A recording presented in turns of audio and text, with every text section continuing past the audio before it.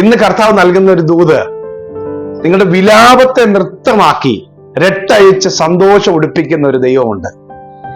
കർത്താവ് നൽകുന്ന ദൂത് ഇതാണ്: നിങ്ങളെക്കുറിച്ച് എന്തൊക്കെ അപവാദങ്ങൾ പറഞ്ഞാലും, നിങ്ങളെ നിരാശപ്പെടുത്തുവാൻ നിങ്ങളുടെ ജീവിതത്തിലെ പോരായ്മകളെ പ്രചരിപ്പിച്ചാലും, ദൈവം നിങ്ങളുടെ ആ മുഷിഞ്ഞ വസ്ത്രങ്ങളെ എല്ലാം മാറ്റി ഒരു ഉത്സവ വസ്ത്രം ധരിപ്പിക്കാൻ ആഗ്രഹിക്കുന്നു.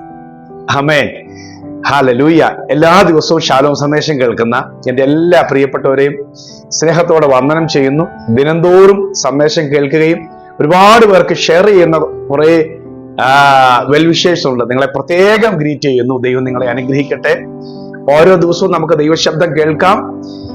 ഇന്ന് കർത്താവ് നൽകുന്ന ദൂത് സെക്കറിയാവിന്റെ പ്രവചനത്തിന്റെ ഒരു വാക്യമാണ്. സെക്കറിയ പ്രവാചകന്റെ പുസ്തകത്തിൽ 3-ാമത്തെ അധ്യായത്തിൽ ഒരു വിഷയമുണ്ട്. ഇങ്ങനെയാണ് രേഖപ്പെടുത്തിയിരിക്കുന്നത്: സെക്കറിയാവ്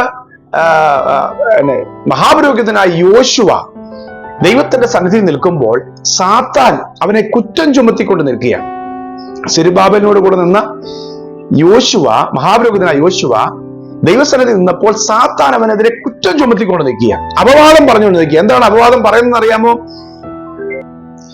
ഞാൻ ആ വാക്യം ഇങ്ങനെ വായിച്ചു കേൾപ്പിക്കാം. എന്നാൽ യോശുവ മുഷിഞ്ഞ വസ്ത്രം ധരിച്ച് ദൂതന്റെ മുമ്പിൽ നിൽക്കുകയായിരുന്നു. അവൻ തന്റെ മുമ്പിൽ നിൽക്കുന്നവരോട് മുഷിഞ്ഞ വസ്ത്രം അവങ്കിൽ നിന്ന് നീക്കിക്കളവിൻ എന്ന് കൽപ്പിച്ചു. പിന്നെ അവനോട്, ഞാൻ നിന്റെ അകൃത്യം നിന്നിൽ നിന്ന് പോക്കിയിരിക്കുന്നു, നിന്നെ ഉത്സവ വസ്ത്രം ധരിപ്പിക്കുമെന്ന് അരുളി ചെയ്തു. ഹല്ലേലൂയ. സെരുബ്ബാബേലിനോട് കൂടെ മഹാപുരോഹിതനായ യോശുവയും പ്രവാസത്തിൽ നിന്ന് മടങ്ങി വന്ന്, ബാബേൽ പ്രവാസത്തിൽ നിന്ന് മടങ്ങി വന്നിട്ട് ഇസ്രായേലിൽ യെരൂശലേമിൽ ആലയം റീബിൽഡ് ചെയ്യാൻ വേണ്ടി വന്നതാ, പുതുക്കിപ്പണിയാൻ വന്നതാ. ആരാധന പുനഃസ്ഥാപിക്കാൻ നോക്കുമ്പോൾ സാത്താൻ അവനെതിരെ അപവാദം പറഞ്ഞുകൊണ്ടിരിക്കുക ദൈവസന്നിധിയിൽ. കർത്താവ് അവനോട് പറഞ്ഞത്, യെരൂശലേമിനെ തിരഞ്ഞെടുത്തിരിക്കുന്ന യഹോവ തന്നെ സാത്താനെ നിന്നെ ഭത്സിക്കുന്നു. ഇവൻ തീയിൽ നിന്ന് വലിച്ചെടുക്കപ്പെട്ട ഒരു കൊള്ളിയല്ലയോ? ഹല്ലേലൂയ.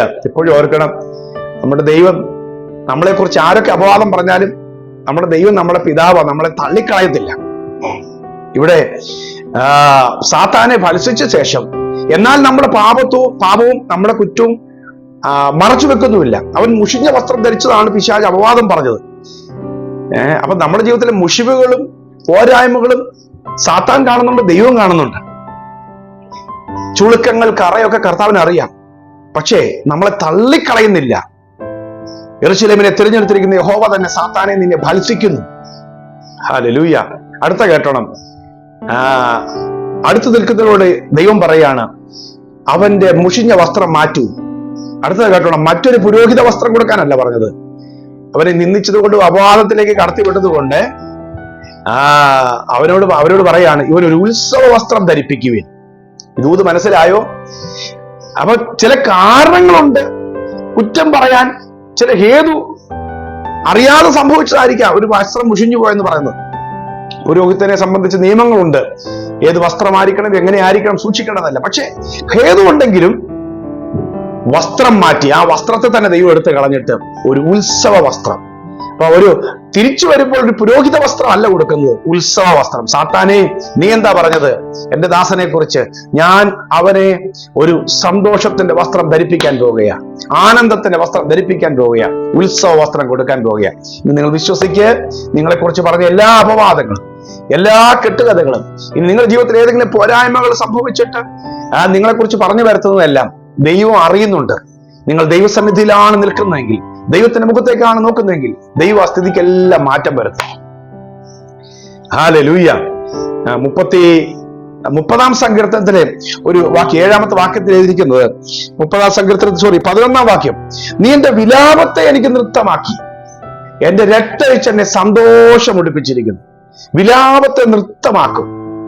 ഓ, എത്ര ദിനരാത്രങ്ങളാണ് വിലപിച്ച് ദുഃഖിച്ച് ചെയ്യാത്ത കുറ്റത്തിന്റെ പേരിൽ അപവാദം പറഞ്ഞു വരുത്തി, അസൂയ നിമിത്തം പല രീതിയിൽ കുറ്റം പറഞ്ഞു വരുത്തിയിട്ടില്ലേ?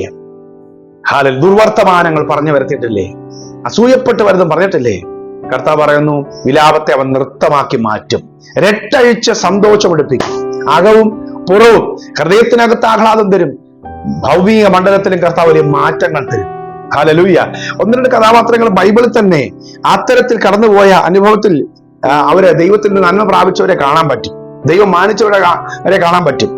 അപവാദം പറഞ്ഞവരുടെ നടുവിൽ ദൈവം അവളുടെ മുമ്പിൽ കർത്താവ് മാനിക്കുന്നതിനെ കുറിച്ച് ശമൂവേലിന്റെ 1-ാം പുസ്തകം 1-ാം അധ്യായം 14-15 വാക്യങ്ങളിൽ ഈ ഹന്നയെ കുറിച്ച് കാണുന്നു. ഹന്നയെ കുറിച്ച് ഏലി പുരോഹിതൻ പറയാ, ഏലി അവളോട്, നീ എത്രത്തോളം ലഹരി പിടിച്ചിരിക്കും, നിന്റെ വീഞ്ഞിറങ്ങട്ടെ എന്ന് പറഞ്ഞു. അതിന് ഹന്ന ഉത്തരം പറഞ്ഞത്, അങ്ങനെയല്ല യജമാനെ, ഞാൻ മനോവ്യസനമുള്ള ഒരു സ്ത്രീ, ഞാൻ വീഞ്ഞോ മദ്യമോ കുടിച്ചിട്ടില്ല. യഹോവയുടെ സന്നിധിയിൽ എന്റെ ഹൃദയം പകരുകയത്രേ ചെയ്തത്. ഏലി പുരോഹിതൻ അവന്റെ കണ്ണനുസരിച്ച് പറഞ്ഞു, വീഞ്ഞും മദ്യമൊക്കെ കുടിച്ചിട്ട് ഇരിക്കുകയാണെന്ന് പറഞ്ഞ് പരിഹസിക്കുകയാണ്, ഇല്ലാത്ത കാര്യങ്ങൾ പറയുകയാണ്. എന്നാൽ അവൾ പറയുകയാണ്, ഞാൻ മനോവ്യസനമുള്ള സ്ത്രീ, ഞാൻ വീഞ്ഞും മദ്യവും കുടിച്ചിട്ടില്ല, എന്റെ ഹൃദയം ദൈവസന്നിധിയിൽ പകരുകയാണ്. ഹല്ലേലൂയ. നിങ്ങളുടെ തകർച്ചയെ, നിങ്ങളുടെ വേദനയെ, നിങ്ങളുടെ ഉള്ള അവസ്ഥയെ പലർക്കും മനസ്സിലാക്കാൻ പറ്റുന്നില്ലെങ്കിലും അറിയുന്ന ഒരു ദൈവമുണ്ട്. ഹല്ലേലൂയ. 2-ാം അധ്യായത്തിലേക്ക് ഹന്ന പ്രാർത്ഥനയുടെ മറുപടി പ്രാപിച്ചപ്പോൾ ഹന്ന പറഞ്ഞ കാര്യം 2-ാം അധ്യായം 6-7 വാക്യം. 1 ശമൂവേൽ 2-6-7. യഹോവ കൊല്ലുകയും ജീവിപ്പിക്കുകയും ചെയ്യുന്നു, പാതാളത്തിൽ ഇറക്കുകയും ഉദ്ധരിക്കുകയും ചെയ്യുന്നു. യഹോവ ദാരിദ്ര്യവും ഐശ്വര്യവും നൽകുന്നു, അവൻ താഴ്ത്തുകയും ഉയർത്തുകയും ചെയ്യുന്നു. എളിയവനെ പൊടിയിൽ നിന്ന് ഉയർത്തുന്ന ദൈവം, അവൻ മാനിക്കും, അവൻ ഉയർത്തും തക്ക സമയത്ത്. നിരാശപ്പെട്ടു പോകരുത്. ഹല്ലേലൂയ. മറ്റൊരു കഥാപാത്രത്തെ കാണുന്നത് ദാവീദിനെ കുറിച്ചാണ്. താൻ സാക്ഷ്യം പറയുമ്പോൾ എങ്ങനെയാ 3-ാം സങ്കീർത്തനത്തിൽ പറയുന്നത്. 1 മുതൽ 3 വരെയുള്ള വാക്യം. യഹോവേ, എന്റെ വൈരികൾ എത്ര പെരുകിയിരിക്കുന്നു, എന്നോട് എതിർക്കുന്നവർ അനേകരാകുന്നു. അവന് ദൈവത്തിങ്കൽ രക്ഷയില്ലെന്ന് എന്നെ കുറിച്ച് പലരും പറയുന്നു. പലരും പറയുന്നത് അതാ, നമ്മളങ്ങനെ പറയണ്ട. പലരും പറയുന്നത് ദൈവത്തിനടുക്കൽ എനിക്ക് ചെല്ലാൻ പറ്റുകയില്ല, രക്ഷയില്ലെന്നായിരിക്കും. പക്ഷെ നീ എന്ത് പറയുന്നു? ദാവീദ് പറയാ, നീയോ യഹോവേ എനിക്ക് ചുറ്റും പരിചയം, എന്റെ മഹത്വവും എന്റെ തല ഉയർത്തുന്നവനുമാകുന്നു. ഹല്ലേലൂയ. നീ തല കുനിക്കാനല്ല, തല ഉയർത്താനാണ് ദൈവം ആഗ്രഹിക്കുന്നത്. പറയണം, യഹോവേ നീ എനിക്ക് ചുറ്റും പരിചയം, ആമേൻ, എന്റെ മഹത്വം എന്റെ തല ഉയർത്തുന്നവനുമാകും. ദൈവം നിങ്ങളുടെ സ്ഥിതികൾക്ക് മാറ്റം വരുത്തും. അപവാദങ്ങളെയും അപകീർത്തികളെയും ദൈവം മാറ്റും. നിന്ദകളെയും പരിഹാസങ്ങളെയും നിരാശകളെയും മാറ്റും. ഉത്സവ വസ്ത്രം ധരിപ്പിക്കും. അപ്പൊ ചില സാഹചര്യത്തിലൂടെയൊക്കെ കൊല്ലുകയും ജീവിപ്പിക്കുകയും ചെയ്യുമെന്ന് പറഞ്ഞാൽ ചില വേദനപ്പെടുന്ന സാഹചര്യത്തിലൂടെ കടത്തി വിടുമ്പം ദൈവം അനുവദിക്കാതിരിക്കാം ചിലപ്പോൾ, അല്ലേ? ദൈവം അനുവദിക്കും. അനുവദിച്ചു കൊടുക്കുമ്പോൾ അപ്പുറം ഒരു ഉത്സവ വസ്ത്രമാണ് വെച്ചിരിക്കുന്നത്. ആമേൻ. ദൈവത്തിന് സ്തോത്രം ചെയ്യണം കേട്ടോ. പ്രാർത്ഥിക്കാൻ പോവുക. കർത്താവേ, ഞങ്ങൾക്ക് തരുന്ന എല്ലാ അനുഭവങ്ങൾക്കും നന്ദി. മുള്ളുകളാണെങ്കിലും കല്ലുകളാണെങ്കിലും താഴ്വരയാണെങ്കിലും കർത്താവെ താഴ്ചയാണെങ്കിലും ആമേൻ, എല്ലാ സാഹചര്യത്തിലും ദൈവത്തിന് നന്ദി പറയാനിടയാകും. ഞങ്ങളുടെ വിലാപത്തെ നൃത്തമാക്കാൻ അവിടുത്തെ കഴിയും. രട്ടഴിച്ച് സന്തോഷം ഉടുപ്പിക്കുവാൻ അവിടുത്തെ കഴിയും. ഈ വചനം കേൾക്കുന്ന എന്റെ മക്കളുടെ ജീവിതത്തിൽ അവർ നേരിടുന്ന സകല വേദനകളുടെ നടുവിലും ദൈവം അത്ഭുതകരമായ മറുപടി നൽകണം. നിന്ദകളാകട്ടെ, പരിഹാസങ്ങളാകട്ടെ, കർത്താവെ കടന്നു പോകുന്ന മാനസിക സംഘർഷങ്ങളാകട്ടെ, ആ പ്രതിസന്ധിയുടെ നടുവിൽ ഒരു ഉത്സവ വസ്ത്രം ധരിപ്പിച്ച് നിന്റെ മക്കളെ മാനിക്കും. ഞാൻ അനുഗ്രഹിച്ചു പ്രാർത്ഥിക്കും. ഹല്ലേലൂയ. മുടിയനായ പുത്രൻ മടങ്ങി വരുമ്പോൾ അവനെ ഉത്സവ വസ്ത്രം ധരിപ്പിച്ചതുപോലെ വലിയ സന്തോഷം കർത്താവെ മക്കളുടെ ജീവിതത്തിൽ ഉണ്ടാകട്ടെ, അത്ഭുതങ്ങൾ ഉണ്ടാകട്ടെ. ഞാൻ അനുഗ്രഹിച്ചു പ്രാർത്ഥിക്കും യേശുവിൻ നാമത്തിൽ തന്നെ. ആമേൻ. God bless you. Have a marvellous day.